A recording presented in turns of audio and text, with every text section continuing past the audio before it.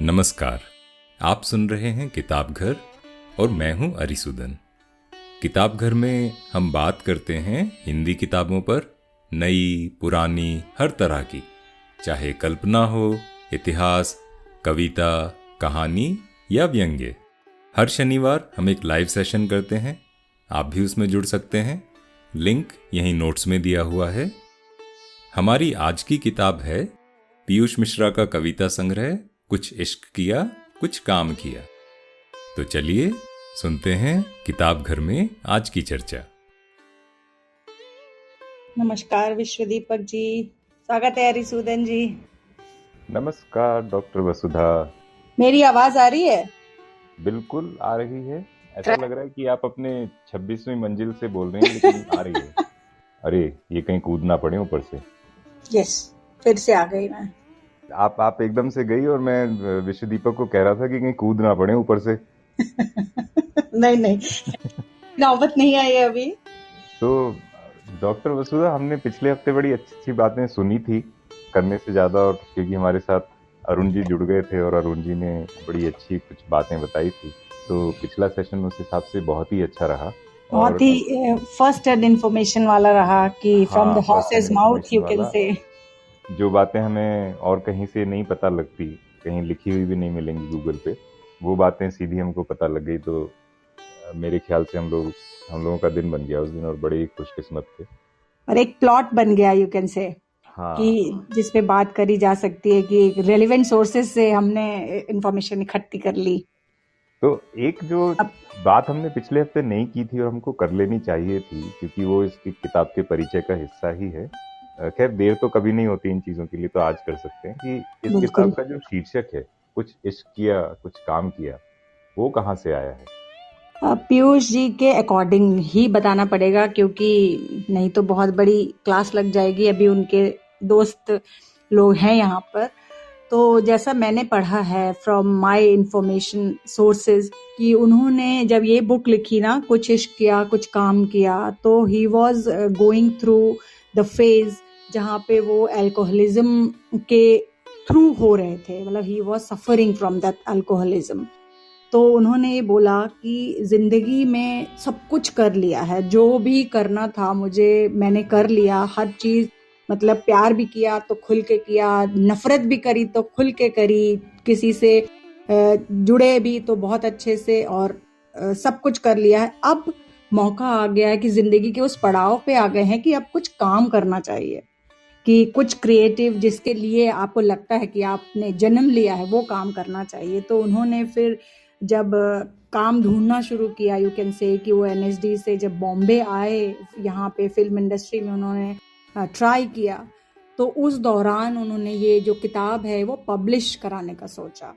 तो इस बुक में जो मेनली जो कविताएं हैं वो उसी बैकग्राउंड से हैं कि जब वो थ्रू हो रहे थे सारे एक्सपीरियंसेस से।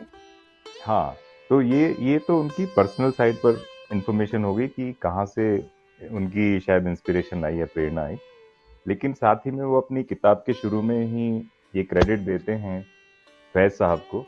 जो ये लाइन है कुछ इश्क किया कुछ काम किया, ये ओरिजिनली फैज की एक छोटी सी नज्म है, उसमें है। जब मैंने पहली बार पढ़ी थी ये किताब, तो मैंने सोचा उसको भी गूगल करके देखते हैं कि फैज साहब ने क्या लिखा है। तो वो फैज साहब की एक छोटी सी कविता सामने आई थी, बिल्कुल सुनाइए। उसी से शुरू करते हैं आज। तो फैज साहब कहते हैं, और उससे पहले हम बता दें कि पीयूष मिश्रा जी ने जो शुरू में कहा है, उन्होंने बाकायदा अच्छे से क्रेडिट दिया, और वो कहते हैं कि कुछ इश्क किया कुछ काम किया। ये मिसरा फैज साहब की मशहूर नज्म का हिस्सा है। जिंदगी पे इतना फवा कि हक से चुरा लिया, ऊपर जाके मैं फैज साहब से मुआफी मांग लूंगा। इस तरह से वो अपनी किताब की शुरुआत करते हैं। और जो फैज साहब ने लिखा है वो छोटी सी कविता है 5-6 लाइन की, उसको हम पढ़ते हैं। तो कहते हैं कि कुछ इश्क किया कुछ काम किया, वो लोग बहुत खुशकिस्मत थे, वो लोग बहुत खुशकिस्मत थे जो इश्क को काम समझते थे या काम से आशिकी करते थे। हम जीते जी मसरूफ रहे, कुछ इश्क किया कुछ काम किया, काम इश्क के आड़े आता रहा और इश्क इश्क से काम उलझता रहा। फिर आखिर तंग आकर हमने दोनों को अधूरा छोड़ दिया। कुछ इश्क किया कुछ काम किया। तो ये एग्जैक्टली। उनकी नज्म है जहाँ से मिश्रा जी ने वो इससे रिलेट कर पाए खुद को, उनका जो भी उस समय समय चल रहा था। और इसी बिल्कुल। परिचय को अगर मैं आगे बढ़ाऊं, क्योंकि ये परिचय ही इतना शानदार उन्होंने लिखा है ना, जो शुरू में प्रस्तावना के 2 शब्द हैं, उसमें वो कहते हैं कि जिंदगी बड़ी बलबलाती रही, खूंखार, लुभावनी, नमकीन, चुटीली, ठहाके, परेशानी, सवालात, नाउमीदी और शायद कुछ जवाब, आधे अधूरे, कुछ मदहोशी। तो आप जो कह रही हैं ना कि शायद अल्कोहल वाली समस्या थी, तो वो खुद कहते हैं इस बात को।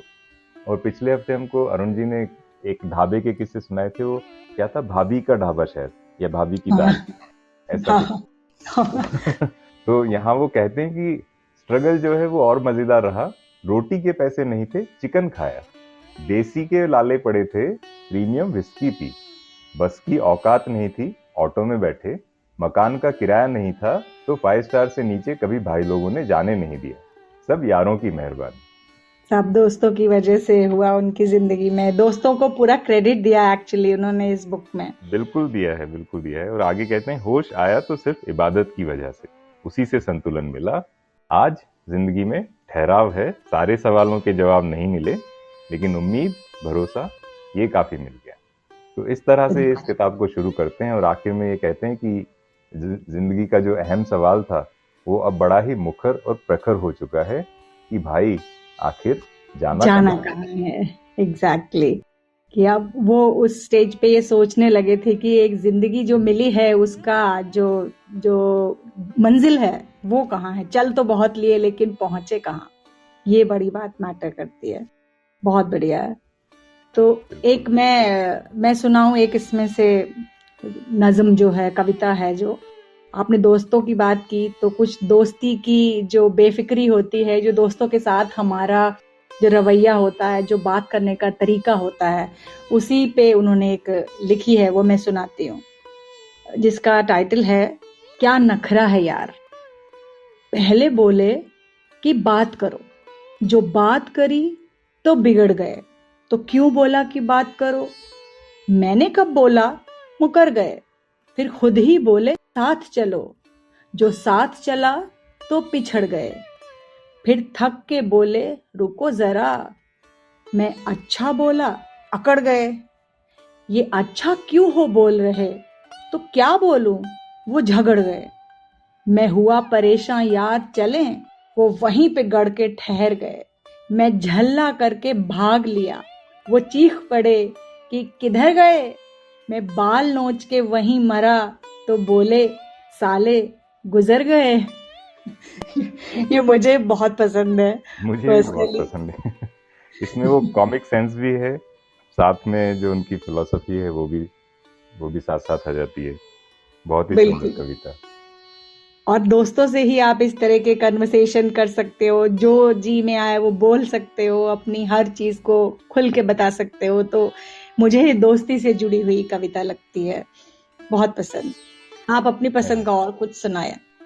हाँ, उससे पहले अगर जिसने ये किताब नहीं पढ़ी है, और अगर पढ़ी भी है तो याद दिलाने के लिए इसमें जितने कविताओं के संग्रह दिए हैं, ये जो संग्रह दिया है, इन कविताओं के शीर्षक ही सबके बहुत ही अलग अलग तरह के हैं। बहुत ही, अगर हम अपनी देसी हिंदी में कहें तो बड़े अतरंगी से इनके टाइटल्स हैं।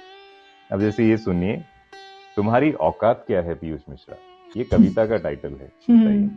उसके बाद कहते हैं मेरी शायरी सिर्फ लफ्फाजी है। लफ्फाजी है, यस। उसके बाद कहते हैं एक उबलता शेर कहें, ये टाइटल है कविता का। और अगली कविता है थैंक यू साहब। उसके बाद आते हैं जियो अल्लाह मियाँ। और उसके बाद कहते हैं मैं मुस्कुराते हुए बोल रहा हूँ, मैं हो गया ना। आगे छोटा ख्वाब क्यों देखें, शर्म कर लो, ये क्या साली जिंदगी। और मतलब ये उन्होंने एक बहुत ही आम और सबसे शायद सात्विक गालियों में आती है साली और साला, तो यहाँ पे उन्होंने इसका इस्तेमाल किया। और इसके बाद जो अगली कविता है वो अचानक से रोमांस वाली हो जाती है, उन खोई रात की बाहों में, समर्पित किए। हाँ, उन खोई रात की बाहों में। और फिर कहते हैं कि अरे ओ यार ख्वाब, मैंने वाकई सच कहा था, जाम। फिर वो याद करते हैं प्रियतमा को, प्रियतमा बड़ी लंबी कहानी है यार, बूंद का क्या है कौन किसको पता। उसके बाद कहते हैं एक काली काली लड़की के लिए। और उसके ठीक बाद आता है वन नाइट स्टैंड उर्फ एक रात्रि का भोग। अब अगली कविता देखिए कितना विरोधाभास है। यहाँ कहते हैं वन नाइट स्टैंड उर्फ एक रात्रि का भोग, उसके बाद कहते हैं मेरी सारी प्रेमिकाओं के नाम।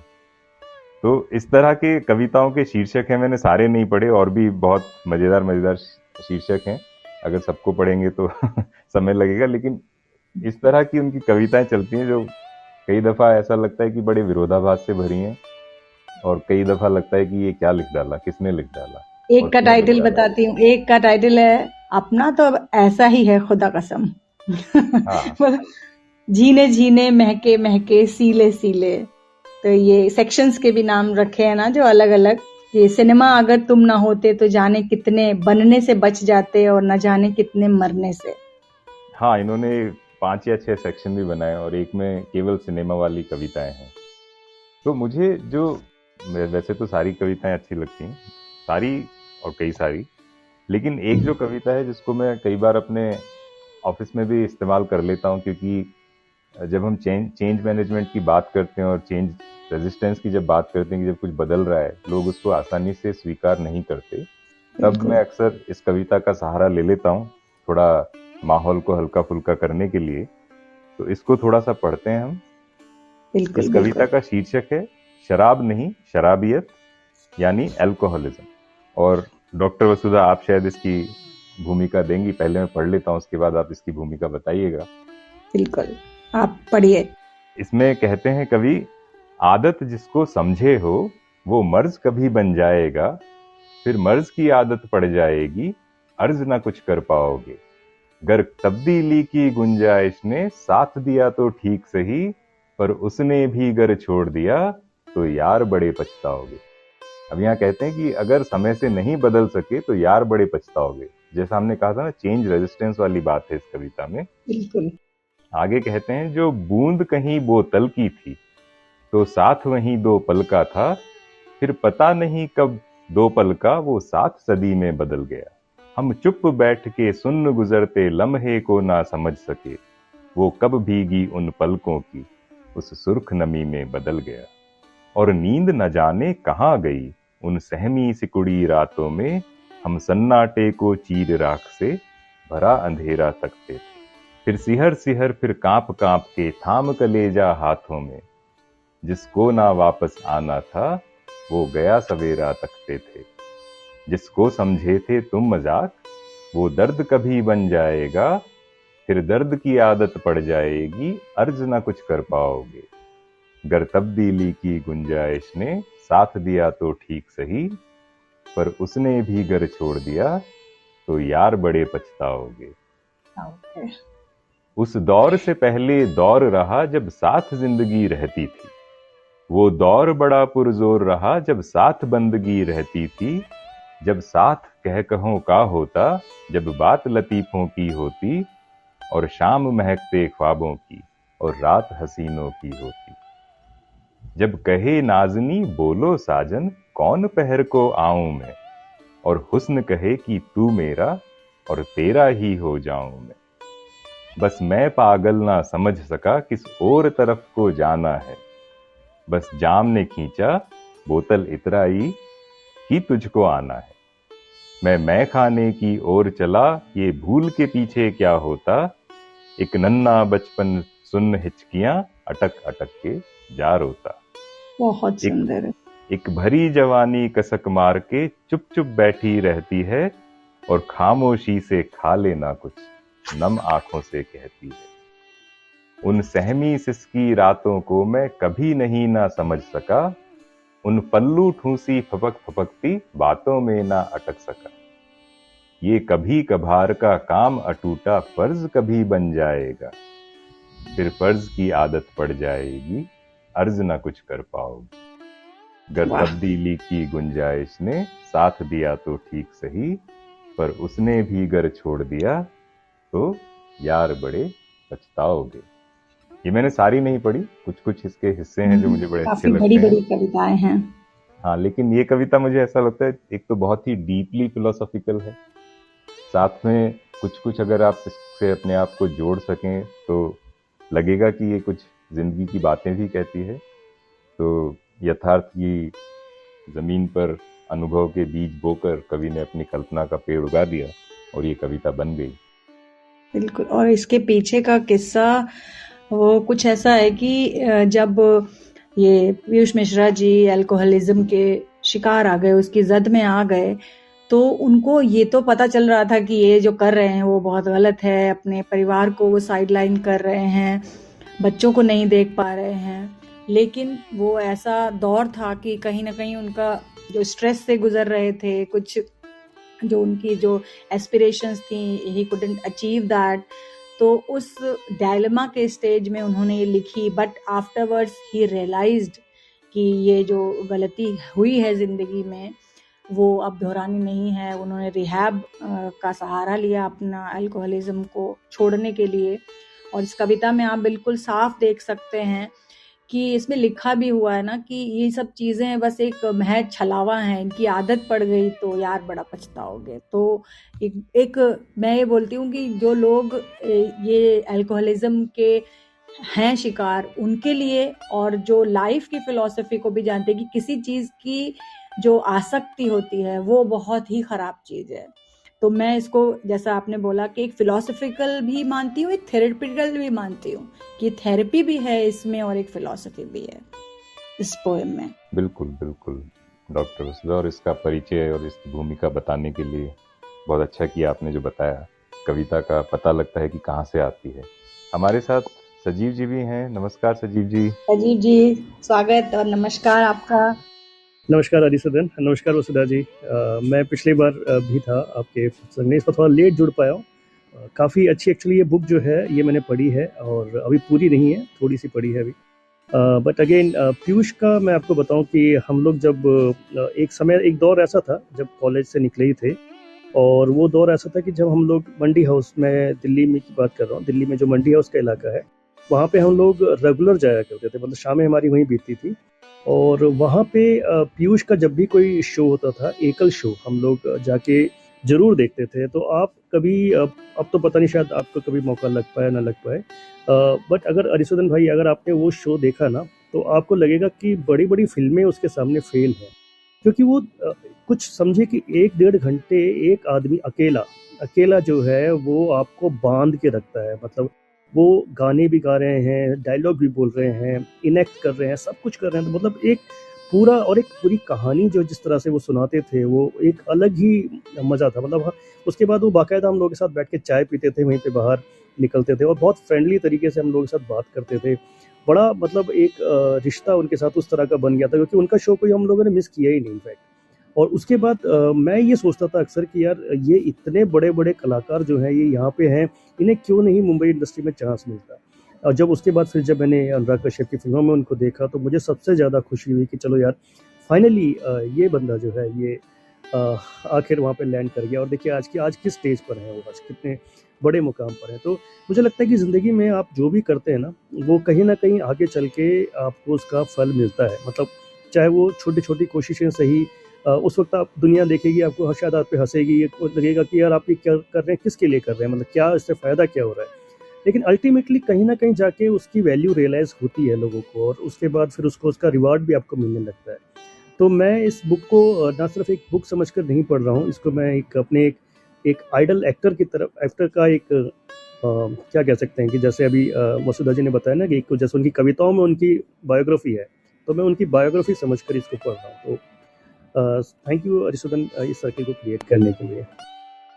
थैंक यू सजीव भाई, बहुत अच्छी बात बताई आपने। और हम जितना देखते हैं दूर से उनको, हमको तो ऑलराउंडर जैसे दिखते हैं पीयूष मिश्रा, जो सब कुछ कर लेते हैं। वो अपनी एक्टिंग तो करते ही हैं साथ में, और जो थिएटर आर्टिस्ट होते हैं कोर, वो फिल्मों से तो कहीं कहीं आगे होते हैं।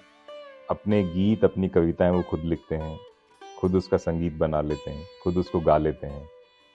हर तरह से ऑलराउंडर ही हैं वो, हरफन मौला जिसको हम कहते हैं क्रिकेट में। तो इतनी सारी कलाओं का संगम एक इंसान में कम ही अक्सर देखने को मिलता है। बिल्कुल बिल्कुल सही कहा आपने। और उनके गाने, जैसे जब वो गाते थे ना, अभी जैसे गुलाल में आपने गाने सुने होंगे, तो वो गुलाल के सभी गाने मुझे लगता है कि ऑलमोस्ट उन्हीं की जो एक लाइब्रेरी है शायद वहीं से उठाए गए हैं, क्योंकि इतने अच्छे गाने वो होते थे ना, उनके वर्ड्स, उनके मीनिंग इतने शानदार, मतलब मैं कहता था कि यार ये कैसा बंदा है, इतना टैलेंट कैसे हो सकता है किसी में। तो बिल्कुल बिल्कुल। डॉक्टर वसुधा, आप क्या कहेंगी? अब डॉक्टर वसुधा तो जी नहीं सुन आप पा रहे शायद हैं। बिजी हैं, तो हाँ अरिसुदन कुछ और कविता इस किताब में से आप पढ़ लीजिए, आपकी आवाज़ें बहुत अच्छी लग रही थी सुनने। हाँ, मैं वही देख रहा था कि कोई छोटी सी कविता देखता हूँ। तो जो हमने कहा था शुरू में, शीर्षक जो सुनाए थे कविताओं के, कुछ उसमें से एक है प्रियतमा। और ये कविता मुझे इसलिए अच्छी लगती है कि एक तो छोटी सी है, छोटी चीजें उसमें अगर कोई अच्छे से बात कह सके तो फिर क्या ही बात है। और जिस तरह से लिखी गई है ना, हर एक पंक्ति में 3 या 4 शब्द हैं बस, उसी में ये कविता इन्होंने समा दी है। इसका शीर्षक है प्रियतमा।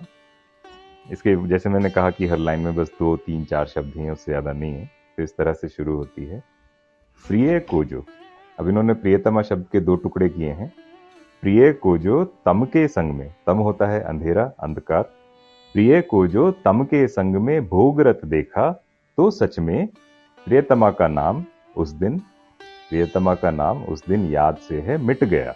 रिक्त आंखें लेके यूं होके तिरस्कर सोचते, क्या यही था वो प्रेम क्षण भंगुर जो क्षण में मिट गया।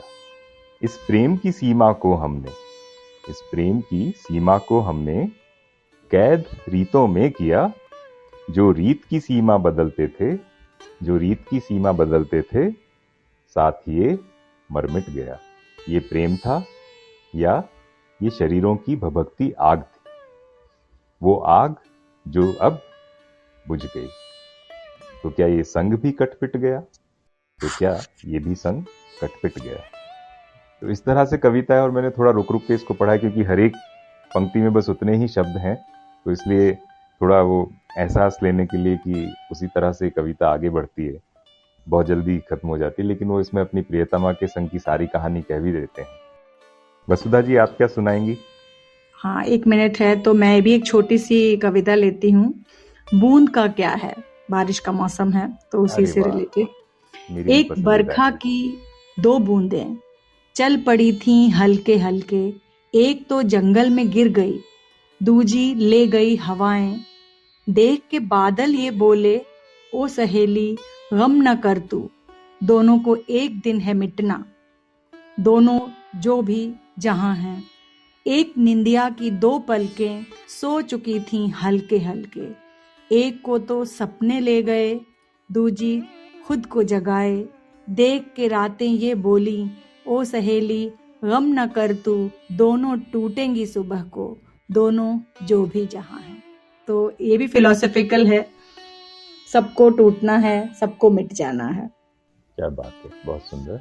प्रेम राजपूत कह रहे हैं हम इसको एक्सप्लेन करें, लेकिन अब उतना समय तो नहीं बचा है, 20 सेकंड।